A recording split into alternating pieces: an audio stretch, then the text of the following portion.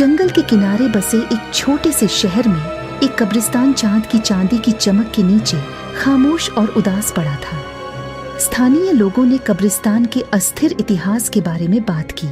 रहस्यमय और असामयिक अंत वाले लोगों के लिए यह अंतिम विश्राम स्थल था। किंवदंती है कि आधी रात को कब्रिस्तान अलौकिक गतिविधियों से जीवंत हो उठा।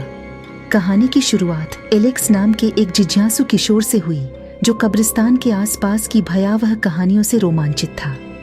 किशोर बहादुरी और किंवदंतियों को गलत साबित करने की इच्छा के मिश्रण से प्रेरित होकर एलेक्स ने मंत्रमुग्ध कर देने वाले समय में कब्रिस्तान में जाने के लिए दोस्तों के एक समूह को इकट्ठा किया। जैसे ही घड़ी में आधी रात हुई, समूह कब्रिस्तान के द्वार में प्रवेश कर गया। उनकी फ्लैश लाइटें कमजोर प्रकाश स्तंभों की तरह अंधेरे को चीर रही थीं।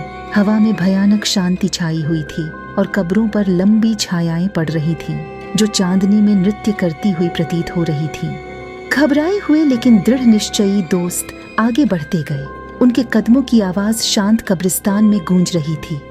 जैसे ही वे केंद्र में पहुंचे, हवा में एक ठंडक छा गई और फुसफुसाहट की एक दूर की गड़गड़ाहट ने रात को भर दिया।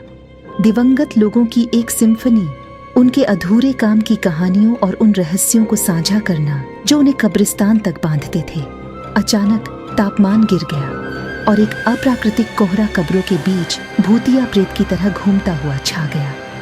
मित्र, जो अब अलौकिक धुंध में लिपटे हुए थे, उन्हें एक अदृश्य उपस्थिति महसूस हुई जो उनकी हर हरकत पर नजर रख रही थी। कब्रों के पत्थर, जो एक बार शांत और शांत थे, एक नरम भयावह धुन निकालने लगे, जैसे कि नीचे की धरती ने एक वर्णक्रमीय ऑर्केस्ट्रा आयोजित किया हो। जैसे जैसे फुसफुसाहट तेज होती गई, समूह में दहशत फैल गई। प्रत्येक आवाज परलोक की पकड़ से मुक्त होने की गुहार लगा रही थी।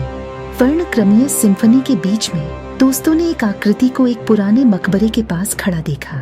छाया में लिपटी एक छाया, अचल लेकिन निर्विवाद रूप से मौजूद। ऐसा कहा जाता था कि यह एक लंबे समय से खोई हुई आत्मा की आत्मा थी, जो एक दुखद भाग्य के कारण हमेशा के लिए कब्रिस्तान में बंधी हुई थी।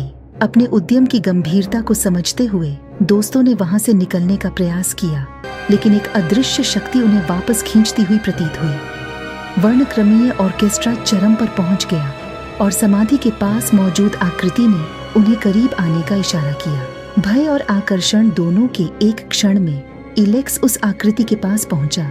फुसफुसाहट अब स्वतंत्रता के लिए एक हताश गुहार लगा रही थी। आकृति ने स्वयं को दुनिया के बीच फंसी एक आत्मा के रूप में प्रकट किया, जो एक प्राचीन अन्याय के समाधान की तलाश में थी। कब्रिस्तान की आत्माओं को बांधने वाले अभिशाप को तोड़ने के लिए एलेक्स और उसके दोस्त शहर के इतिहास के लंबे समय से दबे रहस्यों को जानने की खोज में निकल पड़े। उन्हें विश्वासघात और बदले की एक भूली हुई कहानी मिली, और प्रत्येक रहस्योद्घाटन के साथ वर्णक्रमीय ऑर्केस्ट्रा शांत हो गया और कोहरा छंटने लगा। एक चरम क्षण में एलेक्स और समूह ने क्षमा का एक अनुष्ठान किया, जिसमें फंसी आत्माओं को उनकी ईथर जंजीरों से मुक्त किया गया। मकबरे के पास की आकृति, जो अब हल्की रोशनी में नहा रही थी, रात में लुप्त होने से पहले उन्हें धन्यवाद दिया। जैसे जैसे भोर हुई, कब्रिस्तान अपनी खामोश नींद में लौट आया। कोहरा हट गया और फुसफुसाहटें शांत हो गईं। दोस्त बेचैन आत्माओं के प्रति नए सम्मान और इस एहसास के साथ चले गए कि कुछ किंवदंतियां अलौकिक में डूबी होने के बावजूद सच्चाई के तत्वों को रखती है। आधी रात में खौफनाक कब्रिस्तान की कहानी शहर की किंवदंती का हिस्सा बन गई। एक अनुस्मारक कि अलौकिक के दायरे में उद्यम करने के लिए न केवल साहस की आवश्यकता होती है, बल्कि एक दयालु हृदय भी होता है, जो अतीत की भयावह गूंज को सुनने के लिए तैयार होता है।